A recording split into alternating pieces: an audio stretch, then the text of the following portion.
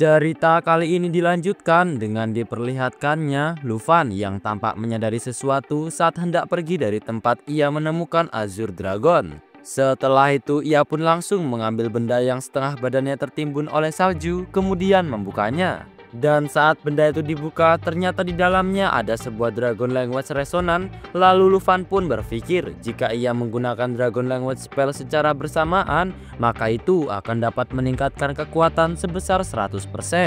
Dragon Language Resonance sendiri adalah sebuah skill book berkualitas epic yang memiliki persyaratan pengguna di level 35. Setelah menggunakan item ini, pengguna akan mempelajari skill pasif Dragon Language Resonance, adapun Dragonic Resonance, yaitu saat Dragon Kenaik dan Dragon Pet menggunakan sihir Dragonic yang sama, maka Dragon Kenaik dan Dragon Pet akan meningkatkan kekuatan sihir Dragonic sebesar 100%.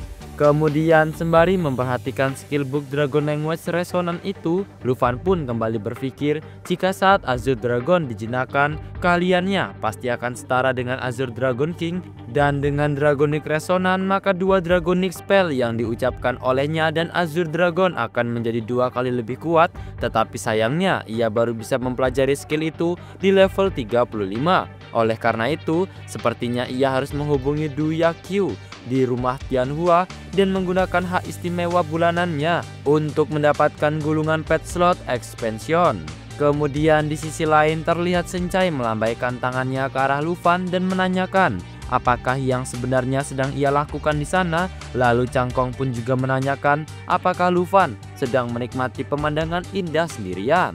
Mendengar itu, Lufan pun menjawab jika ia tidak melakukan apa-apa, ia hanya sekedar melihat-lihat saja, dan ia pun mengatakan jika ia selalu merasa bahwa ini sudah menjadi ujung paling utara, tetapi di luar danau es ini kemungkinan besar terdapat wilayah baru yang belum mereka ketahui. Mendengar itu, Kapten Lu pun menjawab jika meskipun mereka telah menjelajah lebih jauh dari badai salju, tetapi tetap saja wilayah utara itu sangatlah luas, dan tempat ini adalah wilayah terbaik yang sampai saat ini ia temukan. Kemudian Kapten Lu juga mengatakan jika pegunungan Bulan Darah itu membentang lebih dari 1000 mil dan berakhir di sini, jadi seharusnya ini menjadi ujung ekor dari Ancient God. Mendengarnya, Cangkong pun menjawab jika itu benar sekali, belum lagi kepalanya, bahkan tubuhnya saja sudah berjarak 1 mil jauhnya. Lalu Kapten Lu pun mengatakan jika meskipun kemunculan Ancient God masih belum diketahui, tetapi rantai besar ini jelas tidak bisa dipisahkan dari Bulan Darah. Mendengarnya, Lufan pun menjawab jika itu berarti seperti mengendalikan kendali Ancient God Bulan Darah. Sencai pun menyaut jika bukankah itu berarti Ancient God adalah sebuah tunggangan yang sangat besar dan pemiliknya berada di ujung rantai. Mendengar spekulasi Sencai, Lufan pun menjawab jika ini masih terlalu dini untuk memikirkan hal itu, dan oleh karenanya mereka harus menelusuri rantai tersebut dan melihat apalagi yang ada di sana. Mendengar itu, sembari merangkul Lufan, Cangkong dengan semangat pun membenarkannya dan mengatakan mungkin saja reruntuhan atau kuilnya itu berada di seberang danau. Namun mendengar ucapan Cangkong barusan, Kapten Lu pun mengatakan jika sebagai kapten di sini ia akan mengingatkan Cangkong bahwa mereka tidak pernah tahu bahwa berbahayanya danau yang ada di hadapan mereka ini. Maka dari itu, Kapten Lu pun memerintahkannya untuk mengingat tentang bagaimana terakhir kali ia terluka. Mendengarnya dengan kekecewaan mendalam, Cangkong pun menjawab jika ia tahu. Maka dari itu, ia tidak akan mengikutinya, dan melihat kekecewaan Cangkong barusan, Sencai pun mengatakan jika Cangkong harusnya sebisa mungkin menghilangkan ide-ide konyolnya itu untuk mendapatkan kejayaan militer, dan lebih baik mengatur penanda posisi saja bersamanya. Kemudian setelah itu, Lufan pun mulai beranjak pergi meninggalkan anggotanya, lalu memerintahkan mereka untuk tidak terlalu khawatir dan ia akan menyelidikinya terlebih dahulu lalu akan segera kembali.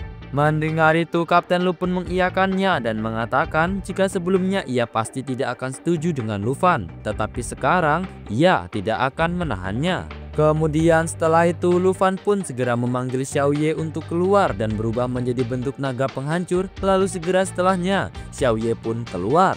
Setelah itu terdengar Kapten Lu mengatakan kepada Lufan jika mereka akan beristirahat juga menunggu di sini, dan jika mereka menemui bahaya maka mereka akan segera kembali. Karena kali ini ia telah meminta Shincai untuk membawa gulungan transportasi.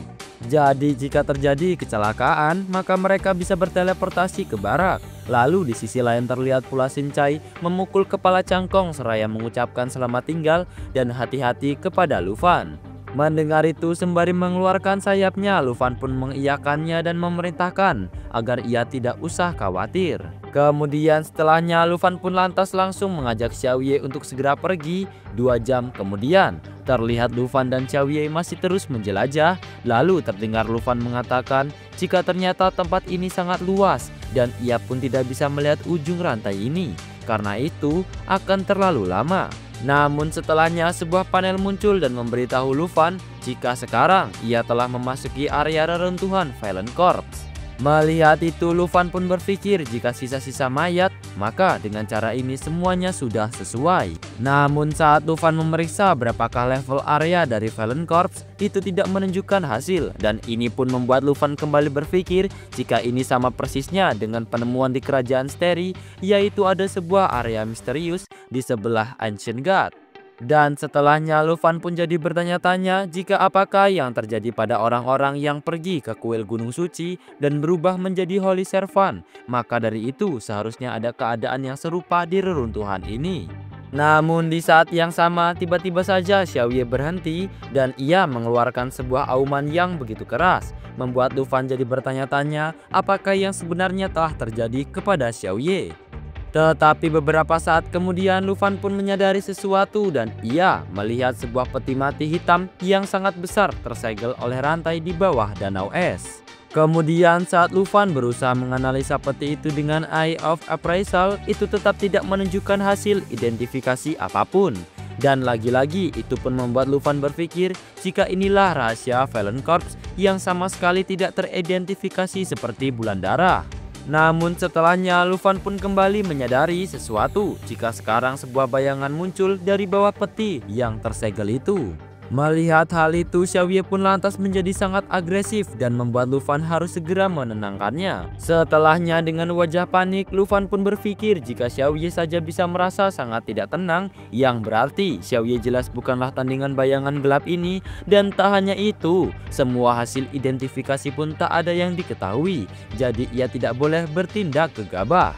Namun setelahnya Lufan pun mengatakan jika ini buruk karena sekarang bayangan itu tengah memperhatikan ia dan juga Xiaoye. Menyadari itu dengan cepat Lufan pun meminta kepada Xiaoye untuk segera kembali ke danau, tetapi terlihat bayangan itu dengan cepat mengejar mereka. Dan melihat pergerakan bayangan yang lebih cepat dari Xiaoye, Lufan pun lantas langsung menggunakan atribut Spiritual Windward yang membuat pengguna diberkati oleh angin spiritual dan meningkatkan atribut agility sebesar 35%. Dan berkat atribut Lufan barusan, itu pun membuat kecepatan Xiaoye juga bertambah sehingga mereka bisa pergi dengan lebih cepat. Setelah dirasa mereka cukup jauh, Lufan pun kembali menoleh ke arah bayangan tadi seraya berpikir jika akhirnya bayangan itu sudah tidak mengejarnya lagi, jadi mereka pun bisa menghindarinya. Dan untungnya atribut tadi diterapkan setelah menunggangi Dragon Pet dan Spirit Windward yang awalnya hanya meningkatkan atribut diri sendiri, kini juga dapat dibagikan. Kemudian kini kita pun diperlihatkan oleh tim 78 yang sedang bersantai di tepi danau tadi. Lalu terlihat Cangkong menyadari sesuatu, dan ternyata itu adalah Lufan dan Xiaoye yang telah kembali dari penjelajahan. Melihat itu Cangkong pun segera berteriak dan mengatakan kepada yang lainnya jika akhirnya adik junior Lufan telah kembali. Kemudian setelah itu Lufan dan Xiaoye pun mendarat, lalu Cangkong pun terlihat berteriak dan menanyakan kepada Lufan jika bagaimanakah situasinya, apakah ia menemukan sesuatu. Mendengar itu dengan wajah gelisah, Lufan pun menjawab jika di depan sana ada reruntuhan Violent Corpse, tetapi di lain itu ada sesuatu yang lebih berbahaya di bawah es. Dan Lufan pun meminta mereka untuk segera berteleportasi kembali ke barak secepatnya. Mendengar pernyataan Lufan barusan, itu pun membuat para anggota yang lain tampak begitu terkejut, dan setelahnya Cangkong pun menanyakan kepada Lufan apakah ada sesuatu yang bahkan ia sendiri menghindarinya. 15 menit kemudian mereka sudah berteleportasi kembali ke barak dan mereka pun segera memberitahukan hal tadi kepada senior 2. Lalu terdengar senior 2 mengatakan kepada para anggota tim 78 jika peti mati hitam dan bayangan di bawah es juga rantai dan reruntuhan Valen Corps, maka dalam hal ini mereka semua tidak bisa terus menjelajah ke sana, dan jika tidak akan ada banyak korban jiwa seperti keluarga Morgan.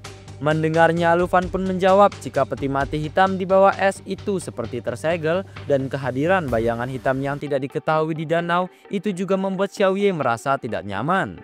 Kemudian setelah itu sembari membuka sebuah peta, senior 2 pun menjawab jika bahkan Xiaoye sebagai ras naga saja takut dengan keberadaan ini. Maka danau es tempat reruntuhan Valen Corps itu berada harus diklarifikasikan sebagai area terlarang.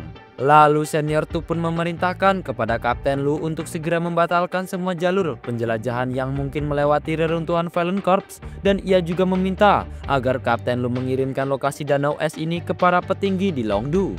Mendengar itu, Kapten Lu pun memberi hormat kepada senior 2 seraya mengatakan jika ia mengerti. Dan segera setelahnya senior 2 pun juga memberitahukan kepada yang lain jika misi tim 78 telah resmi dibatalkan. Dan adapun misi baru mereka adalah untuk membantu para petinggi di Longdu dalam penelitian mereka tentang Valen Corps. Mendengar itu mereka semua pun kompak memberi hormat kepada senior 2 dan mengerti. Kemudian setelahnya sembari menatap Lufan, senior 2 pun mengatakan jika adapun untuk Lufan, dia telah memimpin tim untuk membuat penemuan yang besar kurang dari waktu 1 bulan. Maka dari itu senior 2 pun memberikan Lufan sesuatu dan meminta Lufan untuk menerimanya, juga ini adalah sebagai bentuk penegasan kelompok Griffin kepadanya.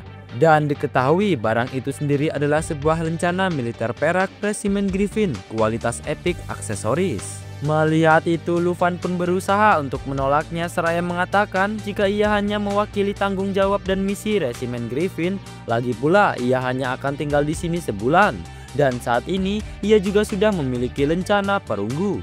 Tetapi mendengar itu, senior 2 pun tetap memberikannya kepada Lufan seraya mengatakan jika itu tidak masalah. Lalu ia pun juga menawarkan kepada Lufan kalau bagaimana jika ia masuk saja ke resimen Griffin setelah lulus, dan ia pun bisa langsung menjadi komandan resmi dari lencana perak. Jadi ia berharap agar Lufan tidak menyia-nyiakan kesempatan ini. Kemudian setelah itu terdengar Kapten Lu mengatakan jika hanya ada 19 orang yang memiliki lencana perak di barak ini, dan jika Lufan bergabung dengan tentara, ia juga pasti akan mendengarkan perintah Lufan.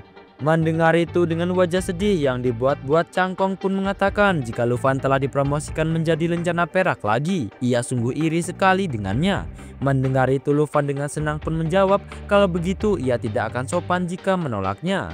Kemudian setelahnya terlihat Kapten Lu mengatakan kepada senior 2 jika tidak ada lagi yang bisa mereka lakukan, maka mereka akan segera menghubungi para petinggi di Longdu. Dan di sisi lain terlihat pula Cangkong merengek kepada Lufan agar Lufan membiarkannya untuk menyentuh lencana perak itu.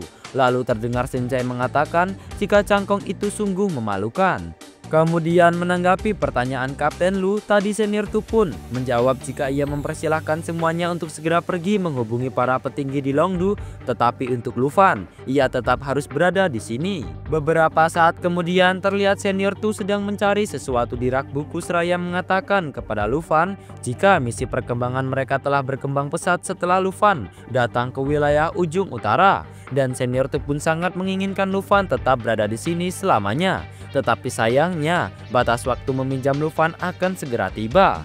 Lalu setelah menemukan sesuatu yang ia cari, senior 2 pun langsung memberikannya kepada Lufan seraya mengatakan jika buku ini untuknya, dan senior 2 pun harus segera mengembalikannya ke akademi dalam waktu seminggu. Kemudian sembari melihat buku itu dengan serius, Lufan pun berpikir jika Royal Trial akan segera dimulai kurang dari 2 minggu lagi, dan ia harus segera bersiap untuk pergi dari sini. Melihat keseriusan Lufan, senior 2 pun menanyakan kepadanya jika ada apa dengannya, apakah ia melupakan sesuatu yang belum dikerjakan, ataukah ia masih enggan untuk berpisah dengan grup Griffin. Mendengar itu sembari menyipitkan matanya, Lufan pun mengatakan jika ia memanglah agak enggan untuk pergi, namun walaupun begitu ia tetap tidak akan lupa apa tujuannya datang kemari. Dan dengan skill riding sinergi juga Valen Corps Dragon, maka ia sudah yakin bisa memenangkan Royal Trial. Mendengar itu sembari tertawa, senior Tu pun menjawab jika itu bagus dan dokumen yang ia berikan kepada Lufan ini adalah semua informasi publik yang dikumpulkan khusus untuknya oleh kepala sekolah. Jadi ia pun mempersilahkan Lufan untuk memeriksanya saat ia sudah kembali. Kemudian pada saat yang sama di luar hutan liar kerajaan Taisi, kita diperlihatkan oleh sebuah kepala binatang buas yang telah terpenggal dan setelahnya sebuah energi ungu keluar dari kepala binatang itu. Setelahnya terlihat Jing Chen-han, seorang perwakilan dari kerajaan Taisi sekaligus kakak dari Putri Shinzui, tertawa begitu puas setelah membunuh binatang buas tadi. Melihat itu, Putri Shinzui pun menanyakan kepada kakaknya apakah Abyss Crawler-nya masih belum berevolusi, padahal mereka sudah menunggu lama di sini. Mendengar itu dengan wajah jahatnya, Jin Cheng-han pun menjawab jika itu hampir selesai, jadi biarkan ia menelan beberapa nyawa lagi, maka ia akan bisa tumbuh ke tahap berikutnya. Namun setelahnya terdengar seseorang memanggil Jin Cheng-han dan juga Putri Shinzui, dan ternyata itu adalah sepasang suami istri juga bayinya yang baru saja keluar dari rumah. Lalu terdengar sang suami menanyakan kepada Jin Cheng-han kalau apakah ia secara pribadi telah bertarung melawan binatang buas tadi. Lalu sang istri pun dengan takjub mengatakan kalau benar betapa luar biasanya itu, jadi ia pun mempersilahkan mereka untuk masuk ke rumahnya dan beristirahat. Namun mendengar tawaran itu dengan senyuman jahatnya, Jin Cheng-han pun mengatakan jika kalau begitu ia akan menerimanya dengan senang hati. Setelahnya terlihat Abyss Crawler milik Jin Cheng-han bergerak mendekati sepasang suami istri itu dan berusaha untuk membunuh mereka. Melihatnya dengan panik, suami istri itu pun tampak sangat ketakutan seraya berusaha masuk ke dalam rumah, dan terdengar sang suami menanyakan kepada Jin Cheng-han jika apakah yang sebenarnya sedang ia lakukan.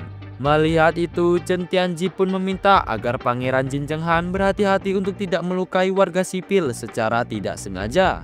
Mendengarnya, Pangeran Jin Cheng-han pun menjawab jika melakukan secara tidak sengaja, justru ia akan melakukannya seperti apa yang ia katakan, yaitu jika ia hanya memerlukan beberapa nyawa lagi untuk berevolusi, dan warga sipil tercela mereka pantas mendapatkan ini. Juga ini adalah suatu kehormatan bagi mereka untuk memberi makanan kepada makhluk panggilannya. Setelahnya sembari berjalan pergi meninggalkan tempat itu, Jin pun mengatakan kepada Chen Tianji kalau padahal ia sudah lama berada di keluarganya, tetapi bisa-bisanya ia masih bisa mengatakan hal-hal bodoh seperti itu. Sungguh tidak ada kemajuan sama sekali. Mendengar itu, Chen Tianji pun hanya diam saja, dan di sisi lain terdengar Putri Shinzui meminta agar kakaknya menunggu dirinya. Lalu pada saat yang sama di aula pertemuan pagoda spiritual sudah ada 4 orang yang kini terlihat tengah berbincang-bincang. Lalu seseorang perwakilan dari kerajaan Konstan yang diketahui bernama Kieran pun mengatakan jika jadi dalam Royal Trial ini mereka itu adalah aliansi. Lalu seorang yang lain dari perwakilan kerajaan Empire Weiji pun menjawab pertanyaan Kieran jika karena negara telah mengatur seperti ini maka ia tidak keberatan, dan jika ada yang berani membicarakan aliansi ini maka mereka akan tahu sendiri akibatnya. Mendengar itu seorang perwakilan dari kerajaan Southern Yasanran pun mengatakan jika setiap tahun mereka berada di posisi terbawah dalam Royal Trial dan kali ini keempat negara mereka membuat sebuah aliansi, maka pasti mereka akan menduduki peringkat pertama. Lalu akhirnya mereka berempat pun sepakat untuk bekerja sama.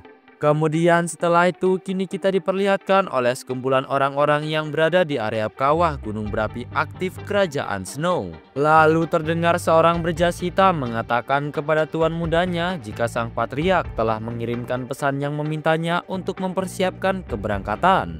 Mendengar itu tuan muda tadi pun berjalan mendekatinya dan terlihat seekor kadal raksasa telah berhasil dikalahkan olehnya. Lalu tuan muda tadi yaitu seorang perwakilan dari kerajaan Snow, Andre, menanyakan jika Royal Trial sudah hampir dimulai. Kemudian di sisi lain, tepatnya di kuil reruntuhan Gunung Suci Kerajaan Steri, terlihat seorang pria tua mengatakan kepada Charles jika ia akan segera ke kerajaan Taisi, dan pria tua itu pun menanyakan bagaimanakah kesiapan Charles untuk bertanding. Mendengar itu, Charles pun menjawab jika dalam Royal Trial ini ia percaya jika ia tidak akan terkalahkan. Lalu 2 hari kemudian terlihat Lufan yang masih sibuk untuk mengecek dokumen-dokumen. Lalu setelahnya ia pun berjalan keluar ruangan dan terlihat Senior Tu menanyakan bagaimanakah situasinya, apakah perwakilan kerajaan naga mereka sudah membaca informasi dengan cermat. Setelah itu terlihat Cangkong mengatakan kepada Lufan agar ia harus menepati posisi pertama, dan terlihat juga Kapten Lu mengatakan jika sebagai kapten ini sudah saatnya Lufan meninggalkan tim. Kemudian Sencai pun juga mengatakan jika ia akan mendukung Lufan sepenuhnya. Setelah itu Senior Tu pun menanyakan kepada Lufan apakah ia sudah siap untuk kembali ke Akademi Longdu. Mendengar itu Lufan pun mengiyakannya dan mengajak Senior Tu untuk segera berangkat. Baiklah, segini dulu video pada hari ini. Terima kasih buat teman-teman yang selalu menonton video Mimin sampai akhir. Dan Mimin minta maaf jika ada salah kata atau pengucapan dalam video. Mimin akhiri, sampai jumpa.